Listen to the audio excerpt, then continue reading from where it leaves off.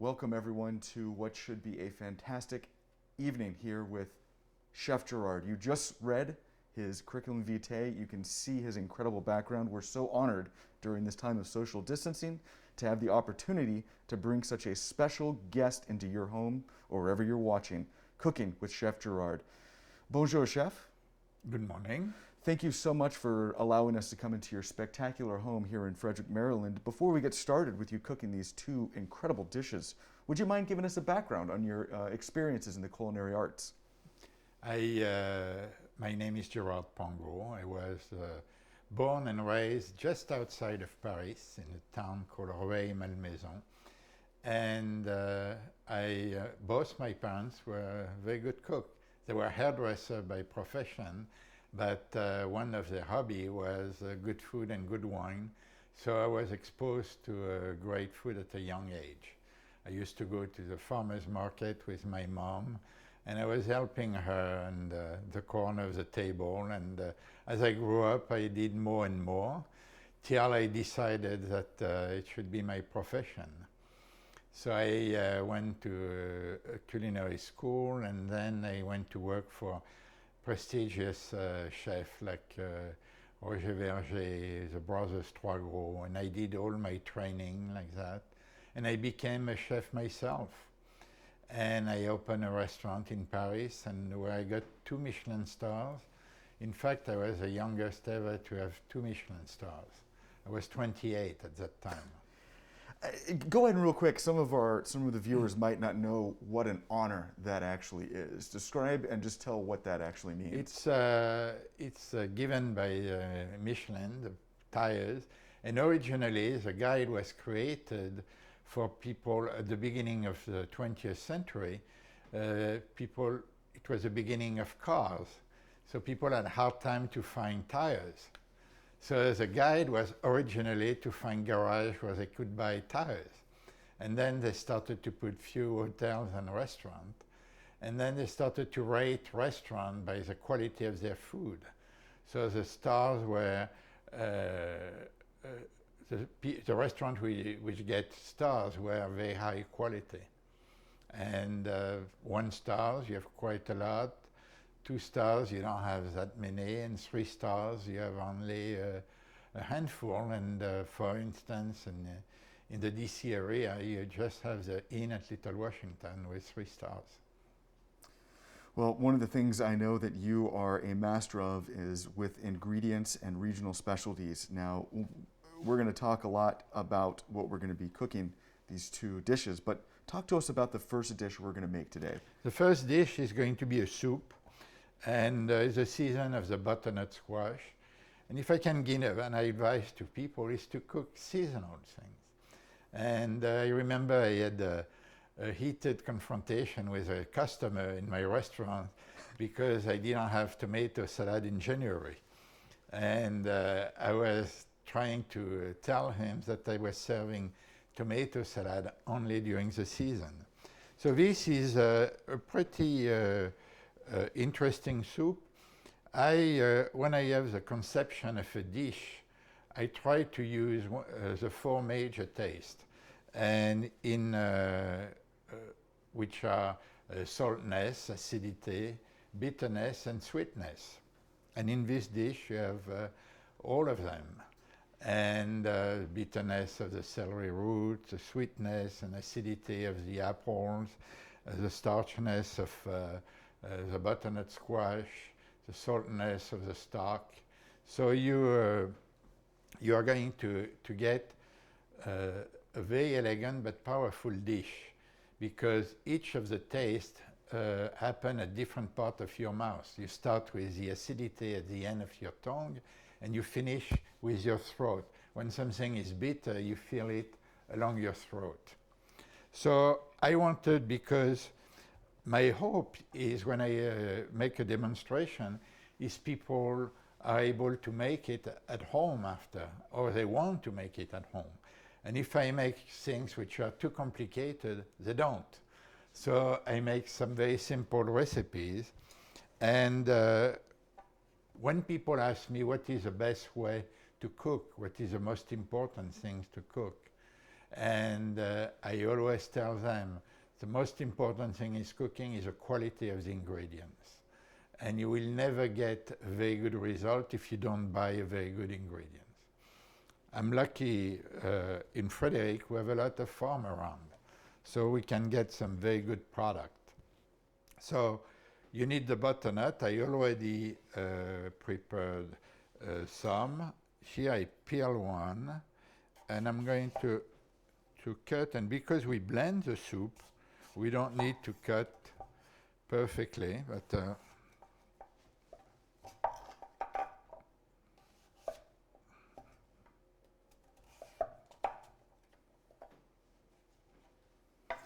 Now, as you're cutting, one of the things that you said, Chef, is that all these ingredients, obviously you live near a number of farms, like you said, you can get fresh yes, we stuff. have also an orchard not far from here, and the Catoctin orchard, and they won the best apple in the country. Really? Yes, so it's not far from here.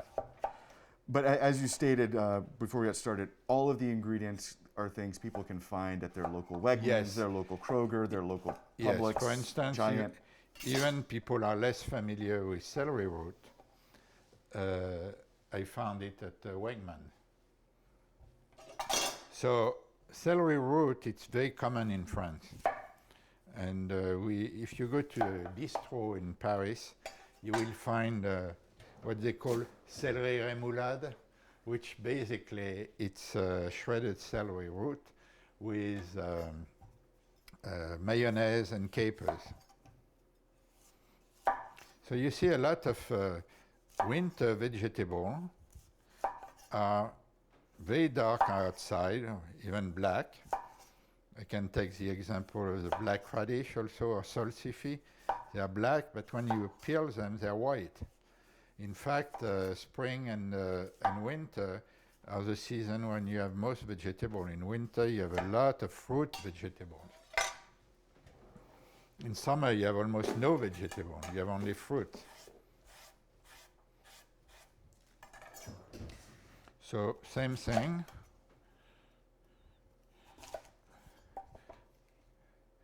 Now, before we got started, you were talking about the differences in the palates of Americans versus Europeans.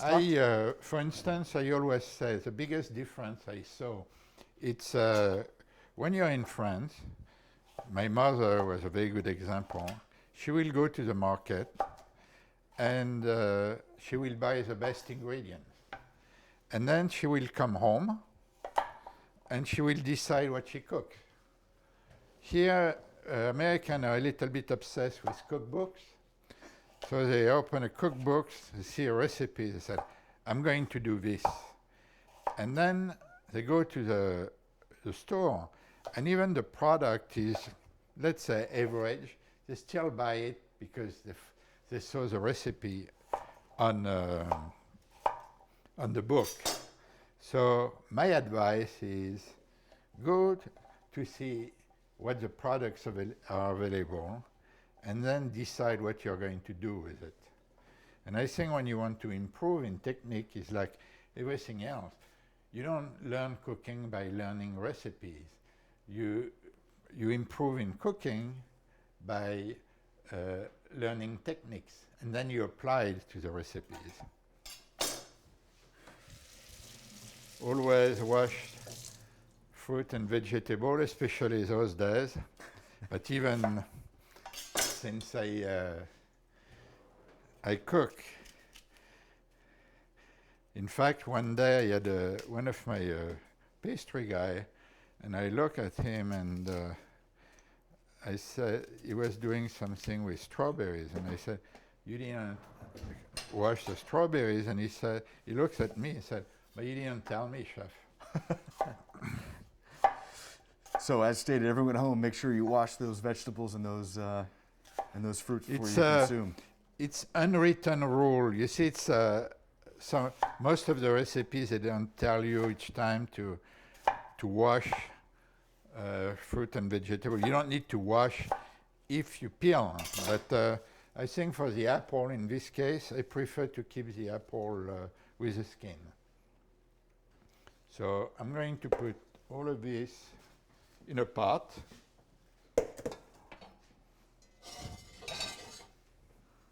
like this.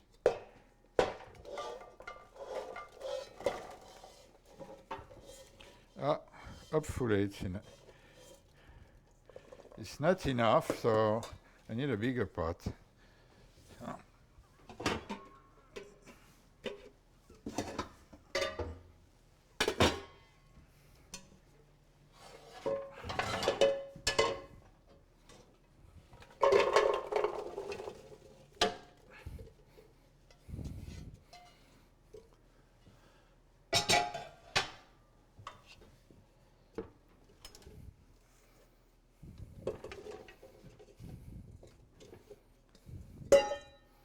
This one is enough. I'm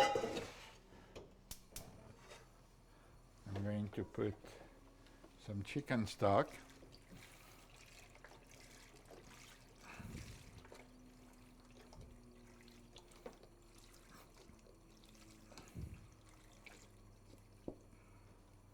I make much more soup than I thought. I'm right back here.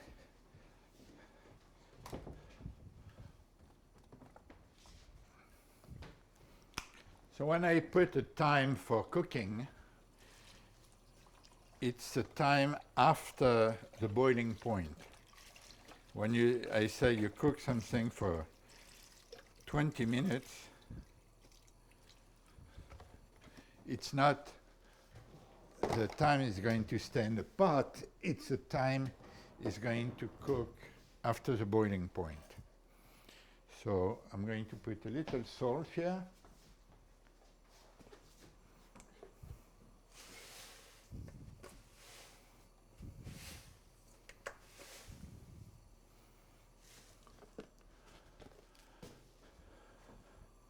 It's better to put less salt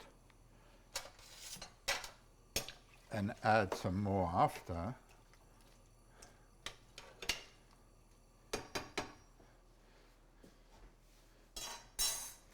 And I know it's not in the recipes, but you can play with the recipe and add some spices. So I have some very nice nutmeg, and I'm going to put some nutmeg in the soup. Chef, you spoke about how your mother would go to the market, and she'd base her decision what she's going to make on the available and the best meat, the best fruits, the best vegetables. At your restaurant in DC, would you change your menu up every day based on what you had, or was your menu static? One of the difficulties of a restaurant is the consistency. And I don't believe in changing the menu every day. For one reason is because people don't come every day. And the way I was having a short menu, and with 7 appetizers, 7 main course, 7 desserts, and I will change every week 2 of each. Okay. So if you come back 1 month later, you said, oh, it changed the menu. But it's not too much stress in the kitchen to learn 2 dishes instead of redoing the whole menu. So this is my philosophy as a restaurateur. And you know, it's very interesting. We live in a society where people are more interested in what is news and what is good. And half of the time people ask me for a new restaurant. They don't ask me for a good restaurant. We have, my wife has a friend, and her obsession is to be the first at a new restaurant. And usually she never goes back. So here, before you cook the soup, you cook some of the slices like this. And we're going to dice. One of the most difficult parts of cooking is knife skills. And you know, knife skills is like a golf swing. Especially when you don't know how to play golf, you look at the golf swing, you say, oh, it's not difficult. And then you try, and you said, no, it's not very easy. So knife skill is not to show off. It's the ability to cut things the same size. Mm. So you need to train your eyes, your hands, and it takes years of experience. So I put salt, I put a little bit nutmeg, and as soon as it's boiling, I will check the time.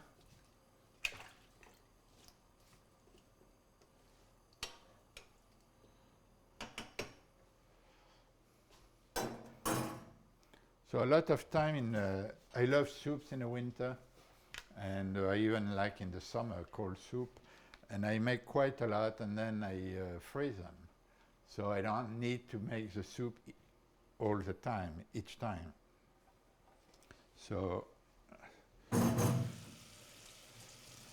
like my old chef used to tell me, he said, I never saw a good chef who is not clean.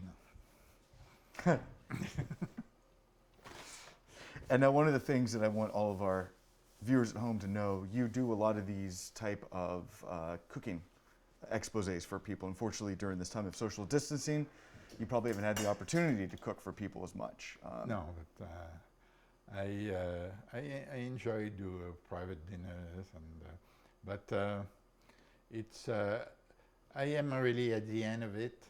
There is a time for everything. There is a time to work hard, and there is a time to enjoy life.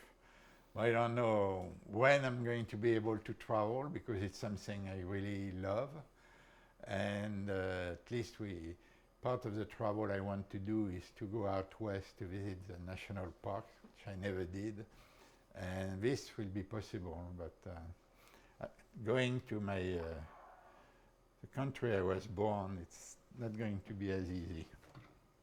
Now, one of the other reasons we're doing this, Chef, is because Thanksgiving is approaching. Would you recommend both of these dishes for our client? Well, Thanksgiving, the soup, yes, definitely. A soup before the turkey. It's a perfect dish, actually, for the Thanksgiving. The chocolate cake, usually people eat pie. And it's a simple but very sophisticated dish at the same time. And I remember many years ago, I was in a dinner when I was living in Paris, and my neighbor was Yves Saint Laurent, the famous fashion designer. And I said, what is the most difficult dress to design? And he said, a simple black dress, because it has to be perfect. And he said, simplicity is the ultimate form of sophistication. I thought it was pretty interesting. He was a fascinating man. Well, speaking of fascinating, we're now moving on to another dish. Tell us about this dish. So this is, I did a recipe mostly for people like you. It's a molten chocolate cake, but very simple to make. And I thought about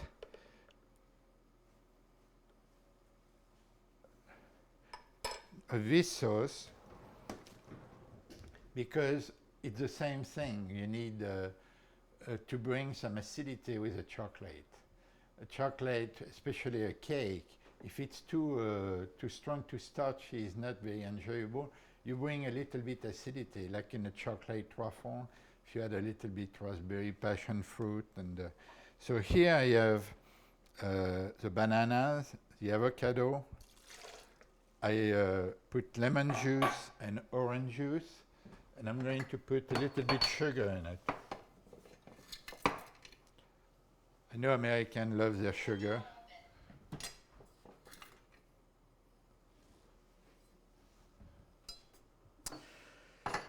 You can adjust the amount of sugar with your taste. You see, there is recipes, sometimes there is a construction of a cake and a thing, but for instance, I will not advise to change the recipe of the chocolate cake. But the sauce you can adjust. If you like less sweet or more sweet, you put more or less sugar.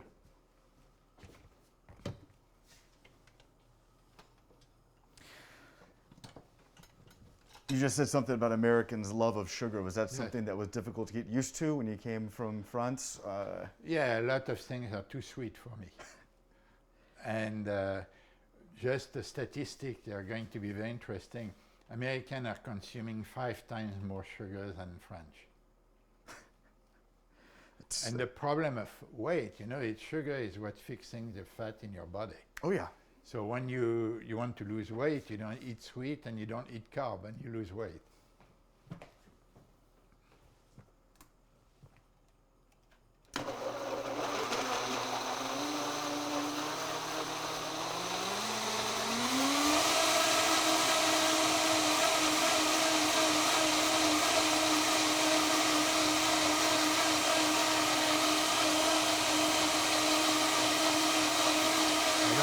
Because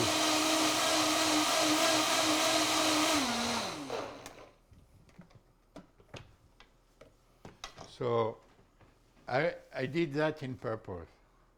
So this, I follow exactly the recipe. So what's happening here is too thick. So I want you to learn to do a few things. What do you do when it's too thick? You add some water in it. And you work till you get the right consistency.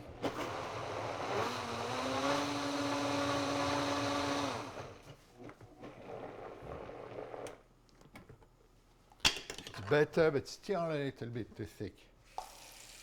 So it's better to do little by little than to have something too liquid. So in the recipe, I should have add a little bit water.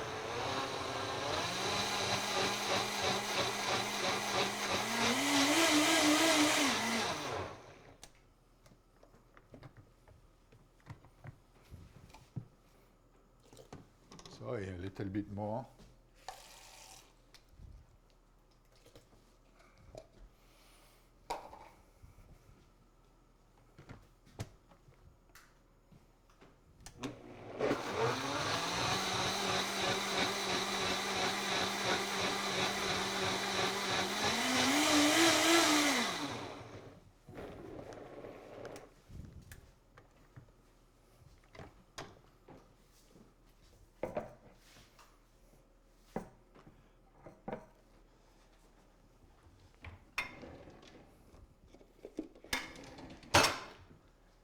And I don't want to give you an amount of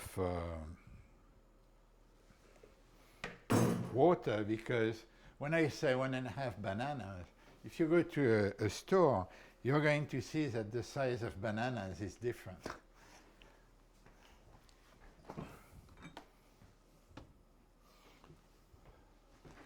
One thing I need to do before, it's perfect.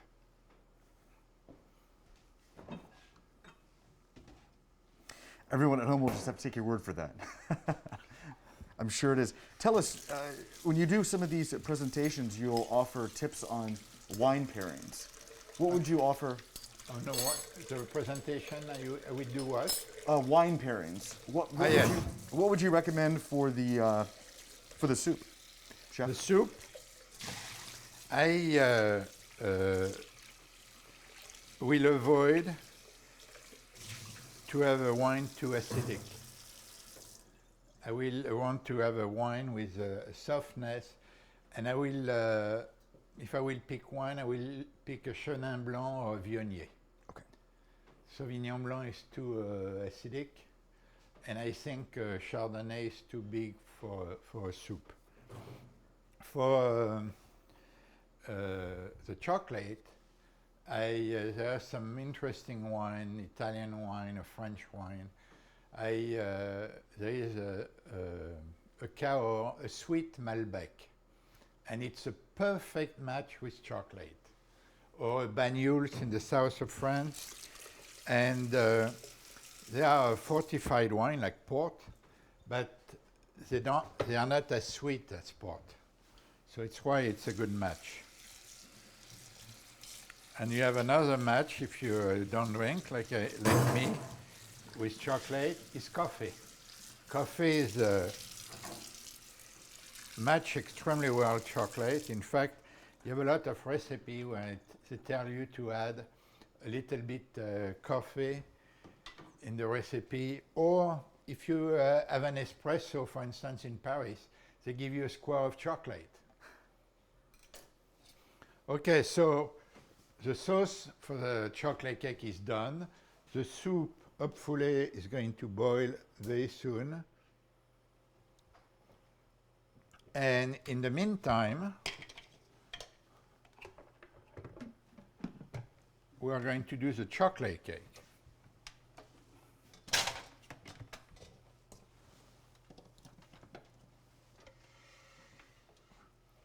So in this, I have the eggs and the egg yolk.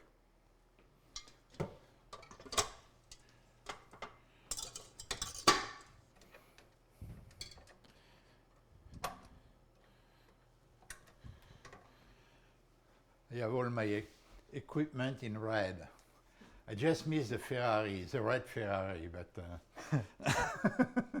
I'm too old to drive a Ferrari. Did you drive a Ferrari at once? I'm sorry? Did you drive a Ferrari at one point? Yes. In Paris, one of my best customers was the importer of Ferrari in France. The importer? Yes, Mr. Pozzi. And he was really a good customer, coming at least 2-3 times a month. And every year for 1 week, he was lending me a Ferrari. Oh my goodness. Now, the smell of this food is not only tempting, but these stories and this amazing life that you got to live as a chef. I met through him a Formula One Grand Prix driver called Jean-Pierre Jabouille, who was a French driver. He won 4 Grand Prix. And he decided to open a restaurant. So he hired me as a consultant. And he pays me, but in addition, to thank me, each Formula One driver has 2 cards from the association that they can access everywhere on a circuit. And he gave me his 2nd card for 1 year. So I went to all the Grand Prix. I could go everywhere. I touched Ayrton Senna, Alain Prost, and so this is when you have a good restaurant. It's you meet some very interesting people. So this is a Sichuan pepper. I put a little bit, but it's not technically, it's not a pepper. So I'm going to add the sugar here.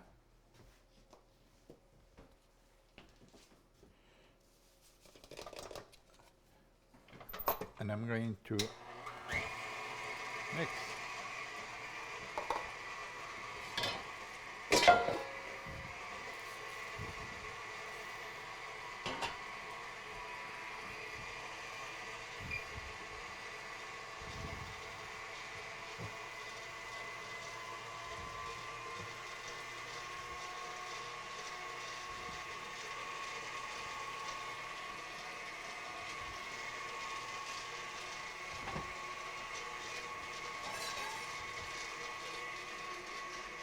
So we're going to melt the chocolate here. You can melt also in a microwave if you want.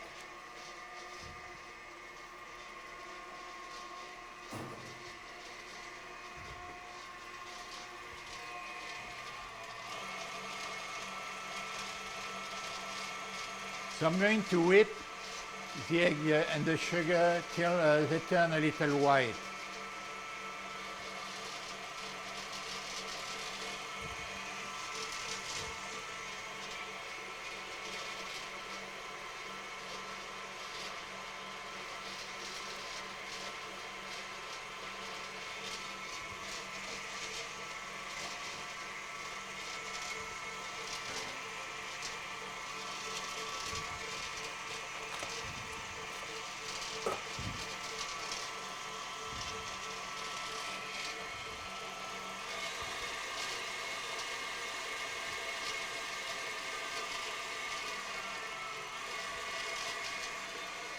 So before I turned the oven on, I saw the mistake done very often when you make a recipe and you have to bake something.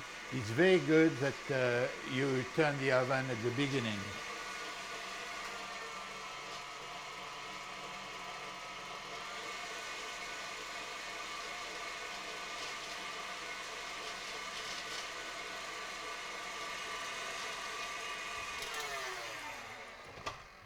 So you see here,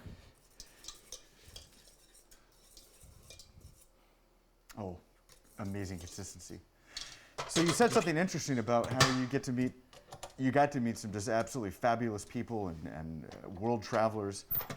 Before we got started with today's program, you mentioned there was one individual who followed you to all three of your restaurants. I came to my restaurant in Paris, my restaurant in New York, my restaurant in Washington, and he loves my cooking. He came several times in Washington.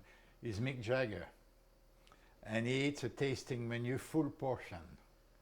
He burns 10,000 calories in a concert. And my daughter couldn't believe I knew him well. And in fact, I even have his phone number in my phone, his cell phone number. And I saw many people, and my wife and I, I never saw it because I had the restaurant. When it happens, the show West Wing, and during the West Wing show, Rob Lowe used to come regularly to the restaurant. But of course, you were in the back cooking and overseeing everything. You didn't know who was coming in. It was a small restaurant, it was only 50 seats, so I knew people. And in the office above the restaurant, there was a lot of famous politicians. It was their office. And it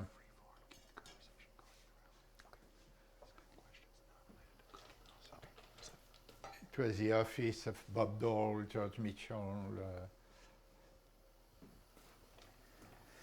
No, I know when the screen popped up with your resume on it, it was fascinating to see all of the politicians you've cooked for. Margaret Thatcher. Yes. Was that in the United States or was that in Paris?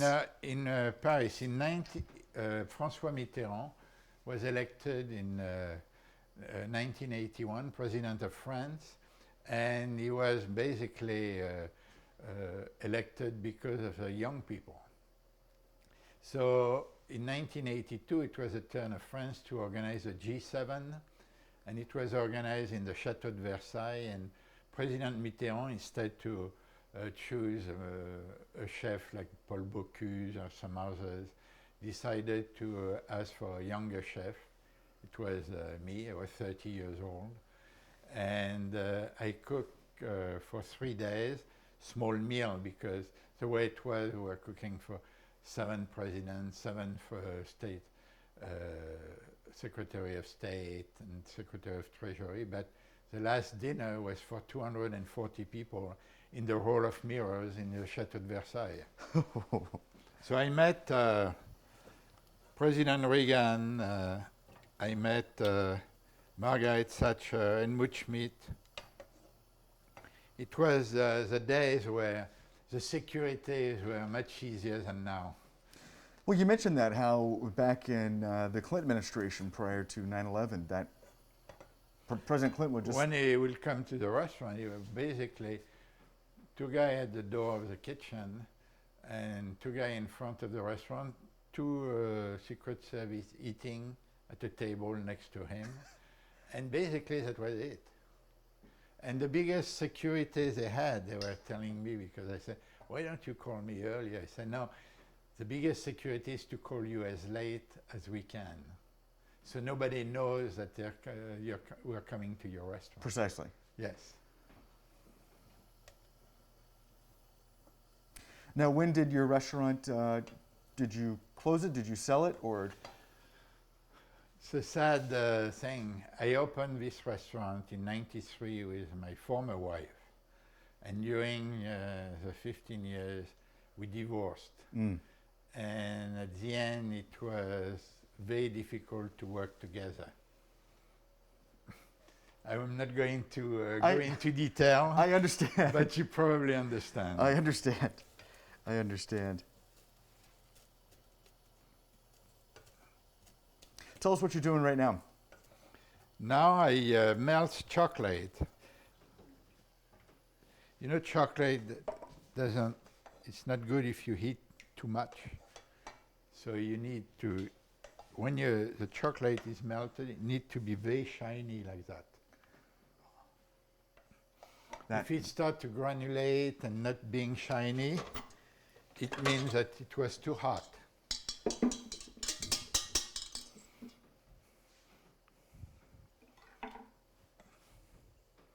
So this is 64, because you put quite a lot of chocolate, 64%. I think if we put 70%, for instance, it will be way too strong.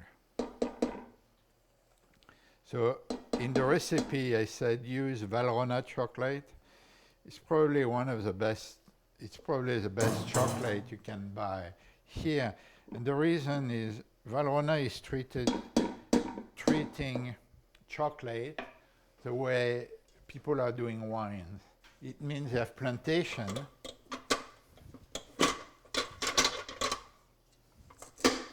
and they really control the fabrication of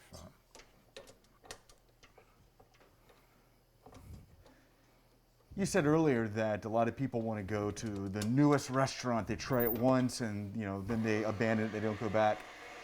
You've been in this region for a long time. What are the restaurants you would recommend people to go to that you think are the best? If I go to a restaurant, it's to eat things that you don't usually eat. I have two favorite restaurants in Washington. It's one is called Pineapple and Pearl. Yeah. And the other one is called Kinship. I also like Rasika.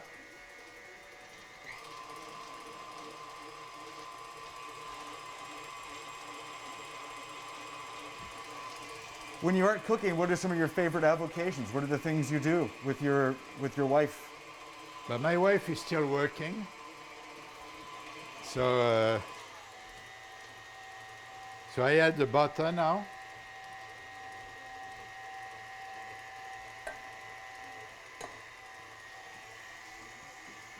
I like to play golf, but I don't play as much golf that I used to.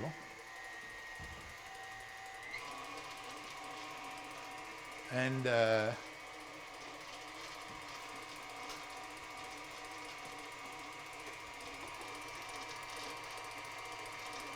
the soup is cooking now, it's boiling. So because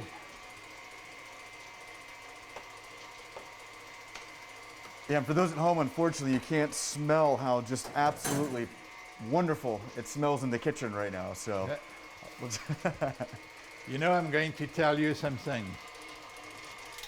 Cooking is the only art, because I consider it's an art, which uses all your senses.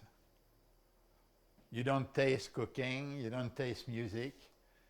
So, for instance, but you use your ears. For instance, when you roast something or you sear something, if you don't hear something searing in a pan, it means that you're not searing, it's not hot enough. I like that. And chocolate, it's have a very distinctive quality in all the ingredients we have in food. There is only one ingredient, chocolate, which is liked by every single age of the population. You can give chocolate to a baby, he likes it, and kids or all kind of people. And when you're old, you like chocolate. Well, if you don't like chocolate, it's a different story, but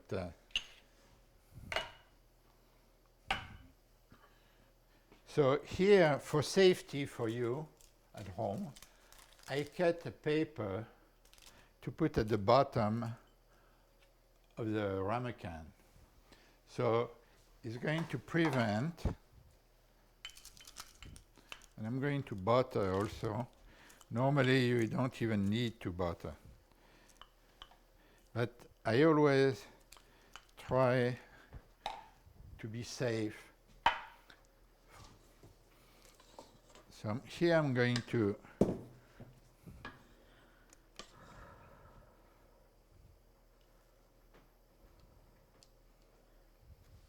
so this is a stupid way to do it, but I wanted to show you. You get to taste of it.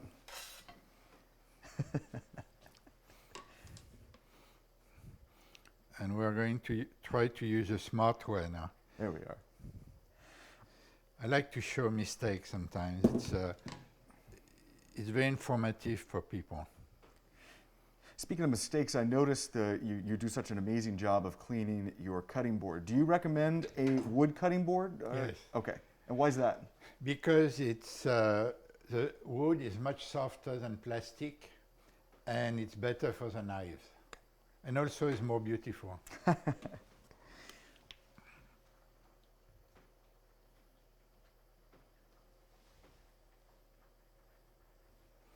So the oven is at 325. And the reason is when you have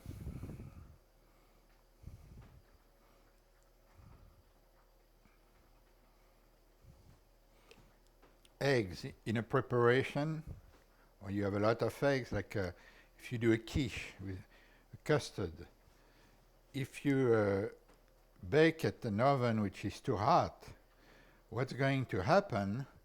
It's going to bubbling. The eggs are going to develop.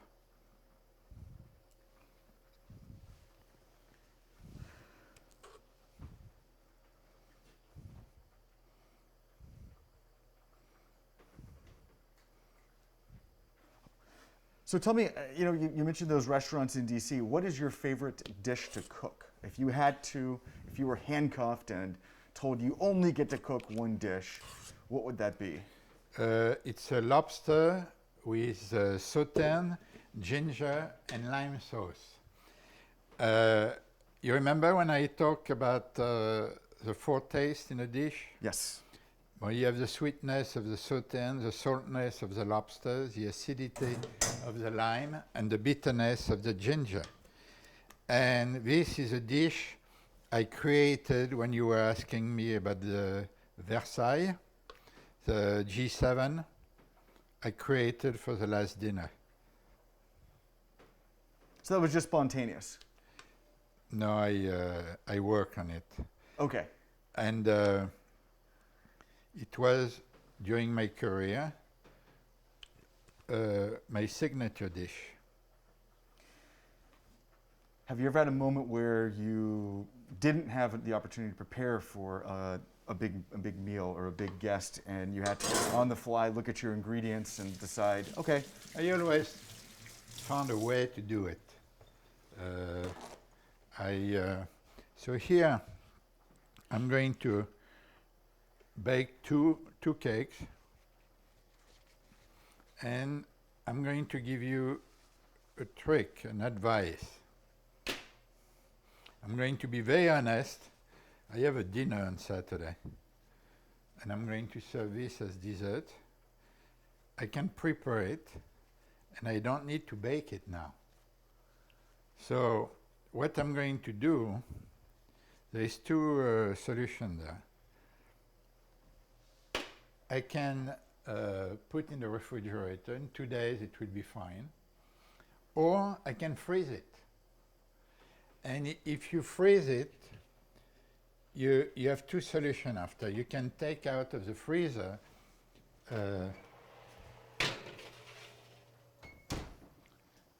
in advance, 24 hours before. But even if you, and then you put at room temperature for 2 hours.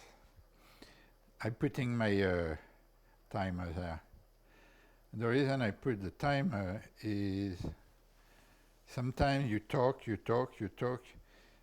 and you forget that it's time to, Oh.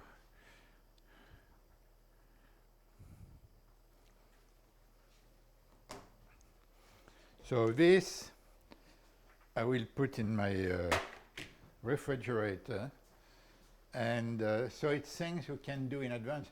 In a restaurant, for instance, when they serve that, they make a batch of 20 or 2,000, and then they bake it. So if you bake it I will say, if you bake it all the time, you need, even if you freeze the chocolate cake, please make sure that it comes at room temperature before you bake it. Because otherwise you don't know how long you need to cook it. Make sense? It makes total sense. Now, you've had restaurants in Paris, New York, and DC. Yes. New York was not my restaurant. Tell us the biggest misconceptions, though, people have of running a restaurant. I mean, it sounds so glamorous, but I can only imagine the hours you put in to make it successful. The misconception is you make a lot of money. And it's not true. Even I have a friend in Washington who have successful restaurants. Yes, 7 of them, I think.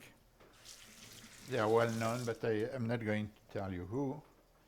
And he wanted to open a restaurant with me and show you the numbers. And because he has 7 restaurants, he needs to be, he needs a chef, an executive chef, and a general manager in each restaurant. And at the end of the year, on average, he makes $70,000 to $80,000 per restaurant. Because the margins aren't that great. But when I went to Cornell University School of Restaurant Administration, in those days, let's say, you needed almost 60% for food cost and labor cost. Now it's still around the same thing, and then the rent in those days, in the 70s, it was 6% of your gross. Well, try to pay a rent in downtown DC for 6% of your gross is more 12% now. So you need to take the money somewhere, and usually it's on the labor.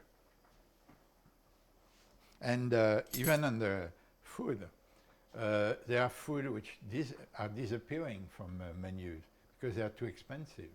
Lobster, veal chops, even rack of lamb. Well, the reason we still find rack of lamb is because we get frozen one from Australia, which are half price of the one in United States. So I'm going to take a plate and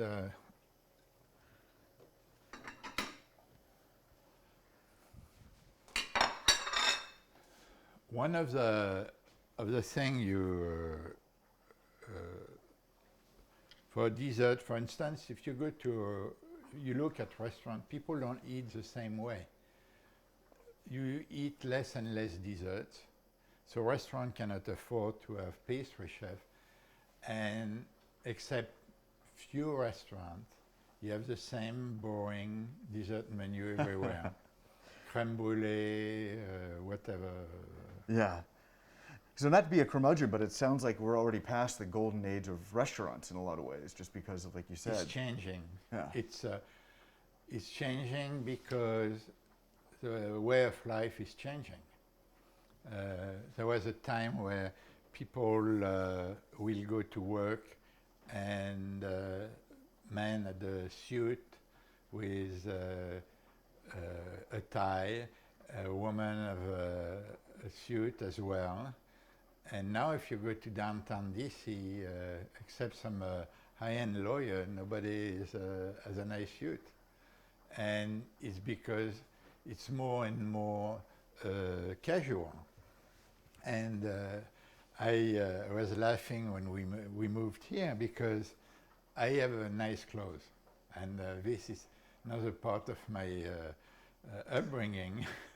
I have nice clothes, and but I'm not going to wear them very often here. If I go downtown Frederick with even a jacket and a tie, and everybody's going to look at me and say, where does it come from? And so the restaurants are more casual. People are going more often, so the restaurant have to be less expensive. And even the expensive restaurant reinvented. I like Pineapple and Pearls because it's a modern way to do fine dining. But it's not cheap. You know, it's happening with restaurant what happened with fashion 30 years ago. Before you could buy for women a dress from Saint Laurent, Chanel. You still can, but the difference of price is higher. Now all those houses did much cheaper version.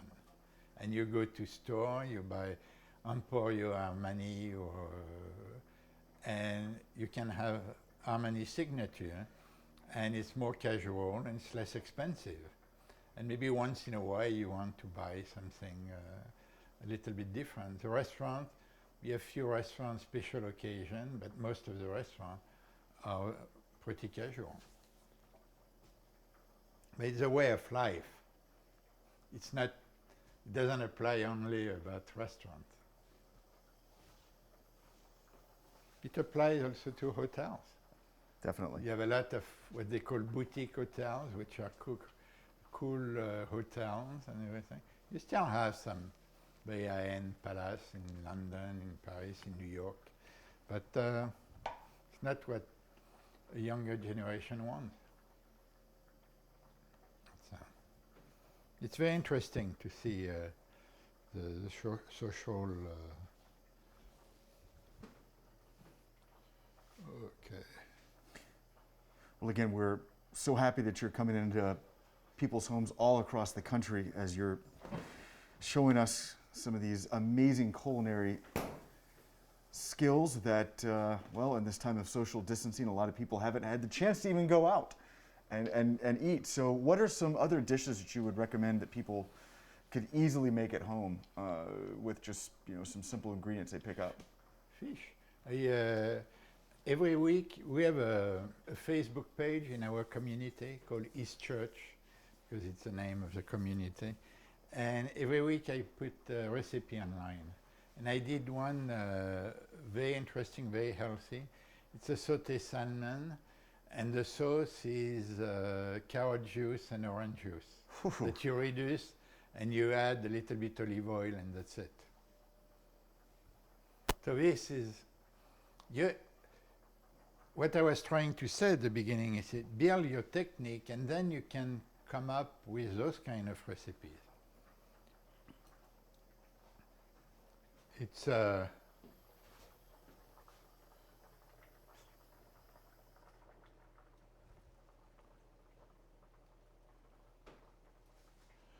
then we are going to do the soup with a blender, and when I have a lot of soups like that, I can't blend all at once.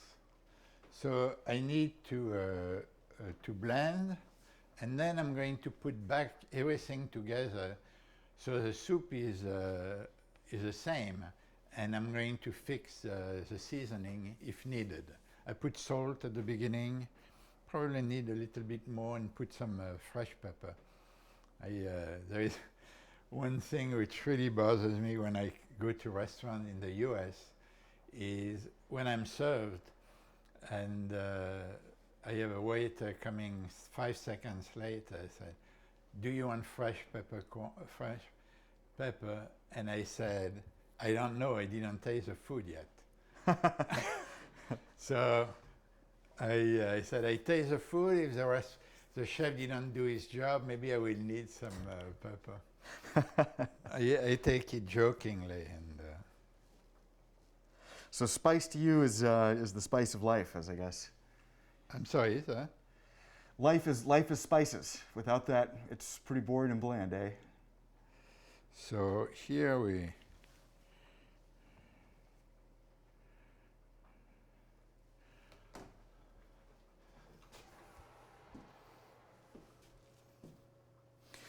With Thanksgiving coming up, what were some of the extravagant dishes that you've cooked along with turkey over the years? What do you recommend people experiment with that they might not have thought to include in their Thanksgiving dinners?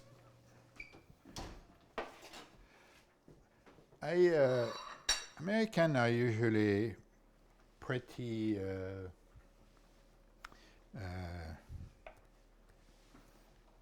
daring sometimes, except with one thing, food. They are very predictable, and it's one of the reasons that menus in restaurants really look all the same. It was not cooked enough, almost, you see? So I'm going to put 2 more minutes here. It's pretty good, but it's a problem when you, all ovens are a little bit different. So sometimes you get, see here? How's it taste? It's really good. Huh?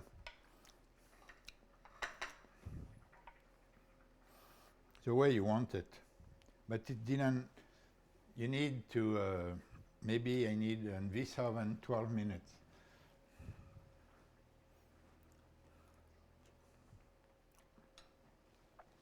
This is a recipe you need to try in your oven. And the chocolate cake is a little sweet for my taste, but the sauce is going to balance it.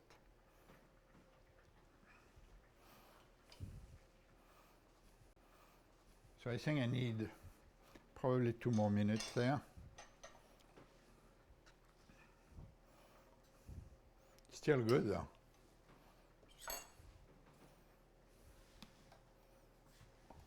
So tell us again about the sauce. This is banana, avocado, orange juice, and lemon juice. Oh my goodness. So you also have a good balance of taste. Maybe a touch more water there. A little more. Make it less thick, as you said. So again, these are dishes that are very easy to make at home, ingredients, nothing too...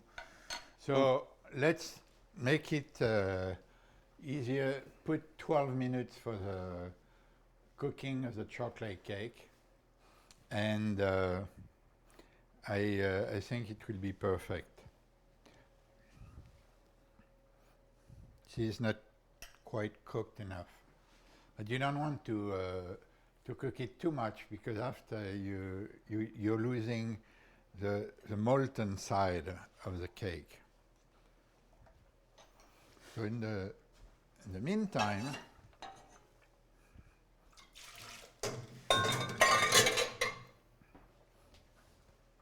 again, as Chef Gérard stressed, make sure you clean up as you go along. So over the years, tell us about some of the professional athletes you may have served in DC. Michael Jordan is good enough. That's good enough, yeah, I'd say. That's right, he played for the Washington Bullets, or the Wizards. What are they? Yeah. Greg Norman. The golfer. Tom Watson. So I guess a lot of golfers for the U.S. Open in the area, they'd come and they'd... Yeah, who are you?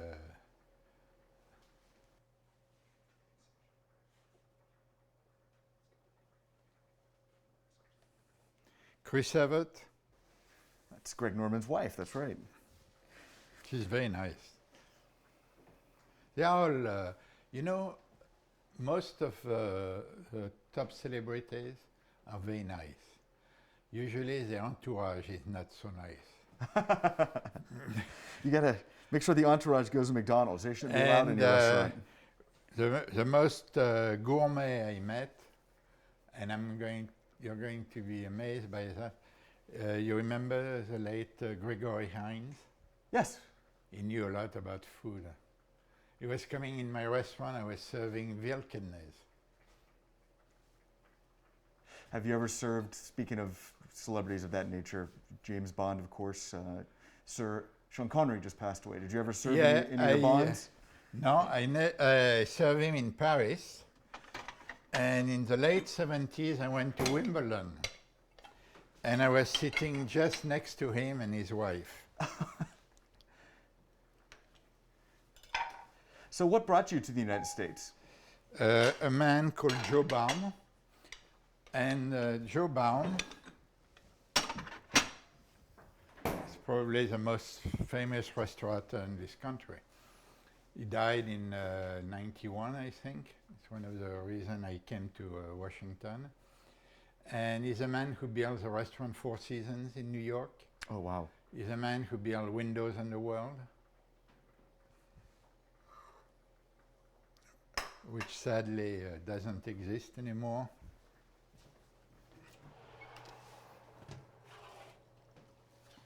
He's a man who, okay, I should pay more attention. I'm going to show you something very important here. You see the edge of the cake with the ramekin? It's dry and it contracted a little bit. So this is a sign that the cake is ready. And when I took the other one off, I didn't have that. So it's why it's kind of crashed. Look at that. Now, when you came to the United States initially, did you have a command of the English language, or did you speak English prior? I learned English at school, and I come from a generation where my parents thought that English, German, speaking foreign language was important. Okay, so it doesn't come out. We're going to do that, and we're going to do that.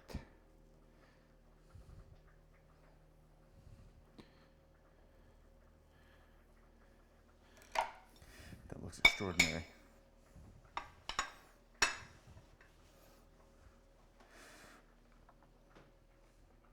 Wow. And of course, there's what you did with the butter. Excellent. Now, you've stated that when the country opens up a little bit, you want to travel out west. What do you do for food when you're on the road? First you have to try. I'm sorry, it's thick a little bit. So if it happens, maybe you can do a little decoration here.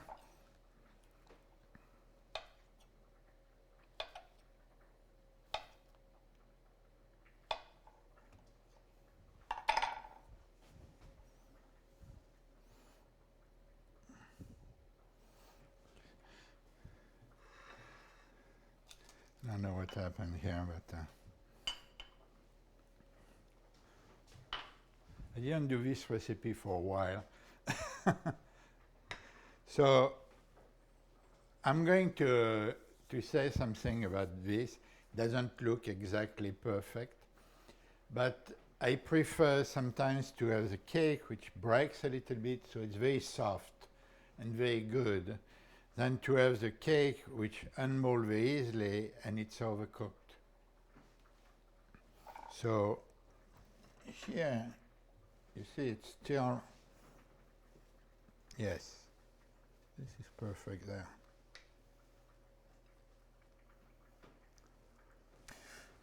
So here's a question for you. If you were to be serving this in your restaurant, what would a dish like that, what would you charge for that dish?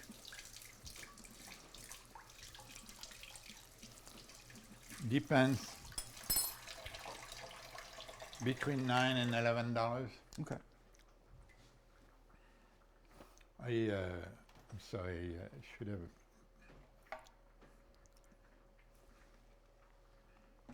I can bake another one if we have time to. That looks great. It smells amazing, everyone at home, so. I don't even like chocolate, but that looks good. Nobody is perfect. Huh? There you are. So besides wanting to go out west once the country opens up a little bit, what are some other places you want to travel to? In Europe, our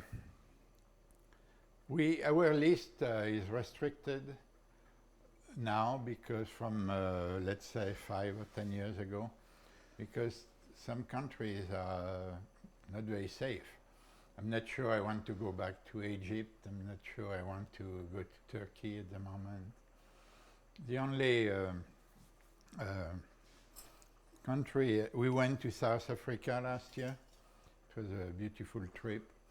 So it's going to be mostly in Europe, all over Europe, Scandinavia, Eastern Europe, where I have a trip planned to travel to Munich and then drive to Vienna, Budapest, and Prague. And you try the food they serve there. It's one of the miscommunication between American and French, especially in Paris. I know I had a restaurant in Paris. In France, people go to a restaurant to taste the food of the chef. And some American goes to a French restaurant and they want the French chef to cook their food.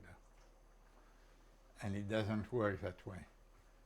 So you need to be a little bit adventurous and to taste the food that they're making there. You know, if someone was starting out as a cook, you mentioned that fish is something easy to make and you can experiment with. What's the main advice you would give for somebody when they're starting out? What dishes should they really begin? Soups, it's easy. Fish, it's easy, and but for some reason, people are afraid of searing fish. If they have a piece of steak, they have no problem. The fish looks more fragile and everything, and they don't want to sear it as much.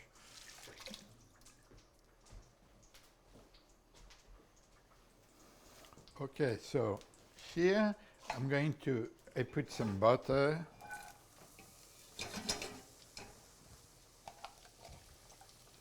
This is simply for the decoration of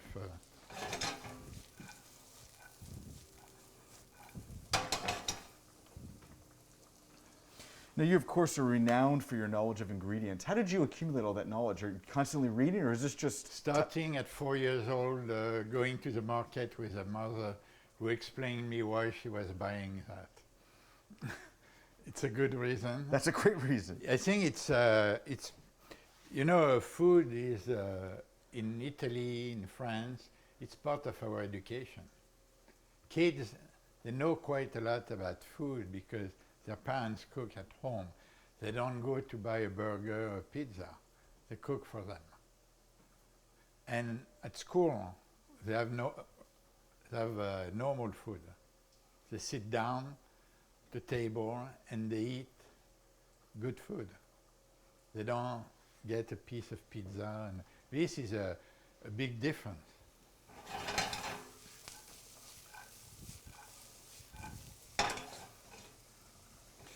So you said that soups is something you would recommend that people start off with. What are some of the tips you would give to people to make sure that they have that consistency and that they're actually understanding what they're preparing? You do a soup that you blend, and then you want to learn to do more cooking skills, more knife skills. So you dice vegetable and you do a clear soup with diced vegetable. It's a good exercise to improve your knife skills.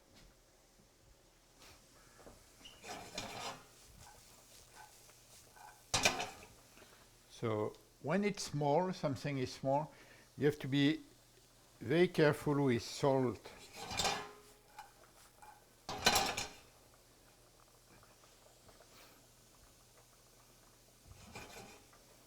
So what I'm going to do here, That looks great. You said you look forward to taking your wife to Europe finally, because she hasn't been to She had been to Europe, but mostly France and Italy. Yeah, not to Czechoslovakia or Germany. So how did you meet your wife? Like some people do nowadays, online. At that time, I had my restaurant, working 6 nights a week. You have no time to meet anyone. So it was the beginning of the... And it's a good medium. You can screen a little bit. I tell you, I can write a book about dating online. We'll save that for another time, but what's her favorite dish that you cook for her? Oh, whatever I want. She likes everything.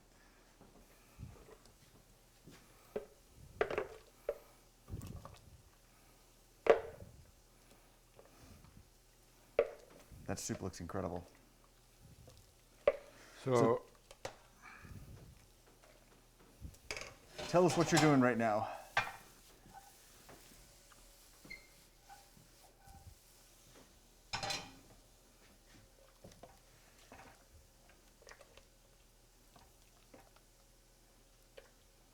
So it's already that I'm not going to have enough liquid, so I add a little bit water.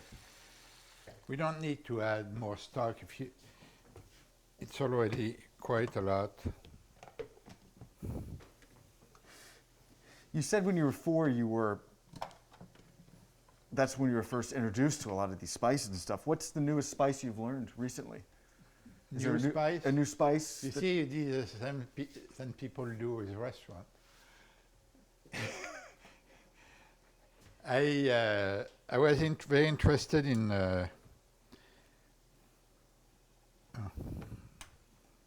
peppercorn, and before you came here, I have several peppercorn out, and I asked someone to smell them, and you couldn't believe how different they are from one another.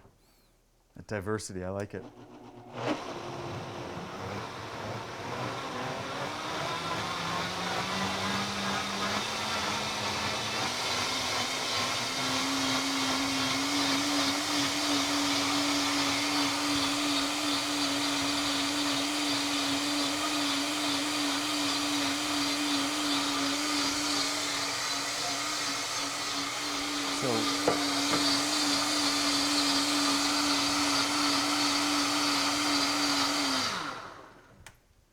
I'm going to put back after in a pot. Oh wow! We probably will need this one, and I will add a little cream.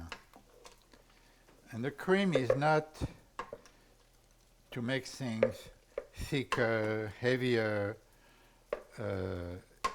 It's cream as a binding agent. So, for instance, if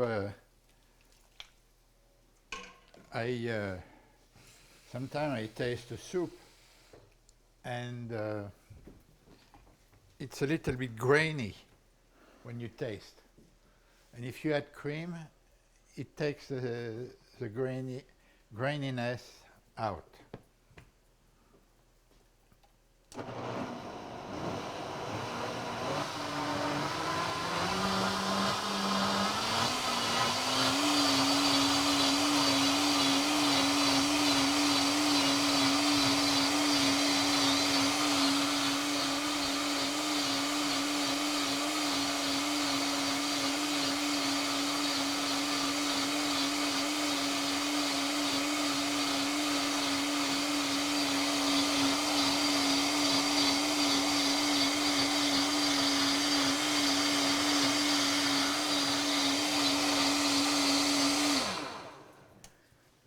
So I know you sold your home in Georgetown, I believe, in April of this past year. What has been your Yes. favorite thing about living out here in Maryland? And then tell us conversely, what do you miss most about living in a major metropolitan area where you have... I live in 3 towns in my life: Paris, New York, and Washington. And I think I was completely ready.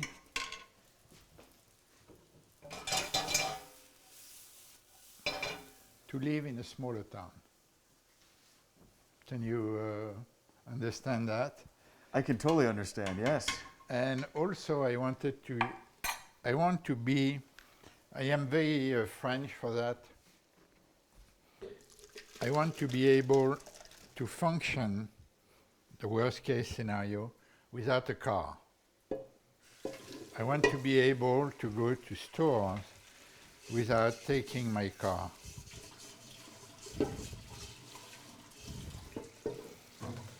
So it was difficult to find a place. We are not far here. We are half mile from downtown Frederick. But when you look at towns around DC, it's pretty difficult to find a charming town, let's say within an hour from DC.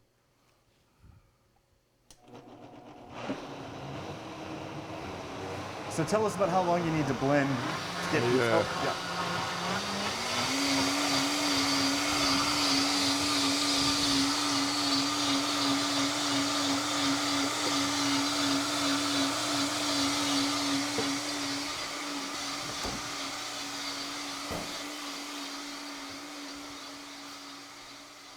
The basil is done, but parsley is still okay. So I'm going to put a little.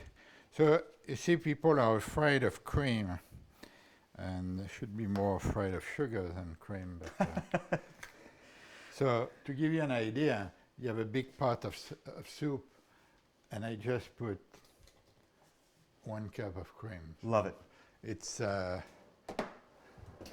Oh, yeah, here's a question for you. You've talked a lot about Americans' palates and the over-reliance on sugar, and of course the dietary problems that has in terms of obesity in this country.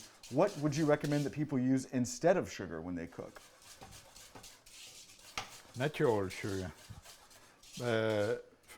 Sometimes honey, but sometimes, except this recipe for technical reason and other reasons, most of my chocolate cakes, there is no sugar in it. Really? Yes. The sugar of the chocolate, it's enough. Cocoa, yeah. So here we're going to serve. And as you're grabbing the plates, tell us about one of the newer recipes you've been experimenting with. Is there a dish you've been... I don't experiment anymore. Oh, okay. I don't. This is when I had a restaurant or thing. I'm duplicating now. I like it. You said that you got the Facebook page and that you post a recipe about once a week for the people in your neighborhood. Yes, that's a recipe I did in the past. Are they aware of your credentials when it Yes. comes to... Okay. Do they ever say, hey, would you mind come over and we've got a dinner party, we'd love for you to cook for us? Or is that something that they understand the boundaries? What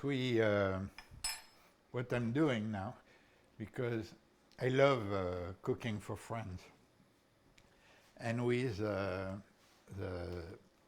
social distancing, it's difficult to have a party of 8 and 10 Yes, sir. here.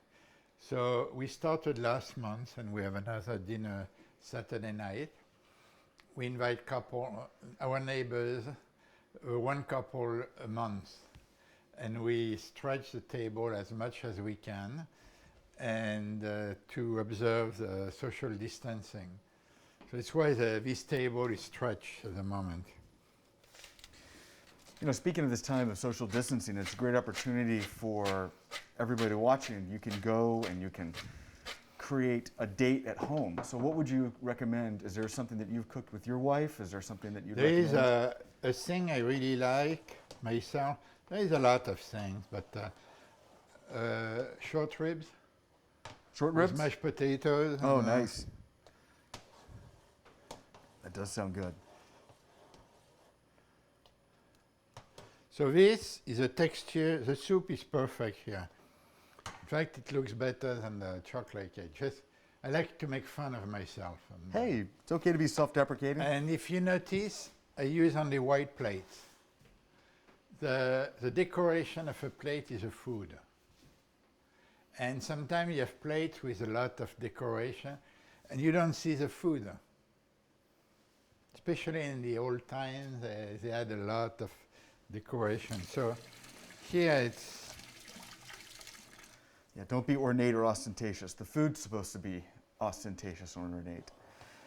You know, looking back on your career, is there ever a moment where you thought, gosh, why did I become a chef? Or is this what you realized this really was what? I knew it was difficult, and yes, when you get older, I'm 50, and you said maybe I should have chosen a different career. Probably the greatest chef in the last 50 years in France, his name was Joël Robuchon. And when he opened his restaurant, he said, when I turn 50, I will sell my restaurant. And he did. What did he do? And he became a consultant. He made a fortune because he was so well known. But, of course. And the reason is, said physically, he had 3 stars. He was selected as a greatest chef in the world. And sadly, he died 2 years ago from cancer. Oh. So here, you can put poppy seed, but I love cumin. Look at that. And again, that's cumin. Yes, you know, it doubled in price in the last few years. Nobody saw that, or it's like flour or sugar, really increase in price. And the reason is the biggest producer of cumin in the world is Syria. Oh, and of course, yeah. So this is a soup. You were asking about what my wife likes. Yes, sir. I really love this soup. This soup right here. Yes. So the butternut, apple, and celeriac soup with poppy seeds. So next time, I promise, I will learn how. I should have done a recipe in the oven before, and to make it safe, cook it 15 minutes. So, for instance, you have this soup. You do a nice salad, and you have the chocolate cake, and it's pretty healthy, actually, because the sauce is vegetable and avocado, and you have a lot of eggs in the cake. Well, you can cut maybe a little bit in sugar, but it's not bad at all. You know, it's I always tell people, oh, I want a light dessert, and they said, oh, I'm going to have a sorbet, and I said, this is not light. And just for information, I will tell people that there is twice the amount of calorie in a sorbet than in a soufflé. And for everybody at home, just so you remember, I believe you said with the chocolate cake, a Malbec. I'm sorry? You said a Malbec, if they're going to have a wine pair with the cake, you said a Malbec. Sweet Malbec. Yeah. Sweet Malbec. And then for the soup, it was a white wine, correct? Yes, Chenin Blanc or Viognier. Bon appétit. It looks fantastic. So, once again, Chef Gerard, these are extraordinary times, and we just got the honor of being with an extraordinary chef. Your background is just incredible, and I hope that everybody at home truly enjoyed this opportunity to be welcomed into your home and to have you prepare these 2 dishes, as hopefully everyone at home will try and experiment with this. And do you have any advice, once again, on people as, again, if they're novices in the kitchen, what's that main thing that you would advise of them? Be organized. Know what, even my wife has a very good technique. She's not a chef, actually. And she writes on a piece of paper in which order she's going to do things. And this, why I'm so used to, I was able to do it, but I made 2 recipes, and I was always busy, by the way. I forgot something here.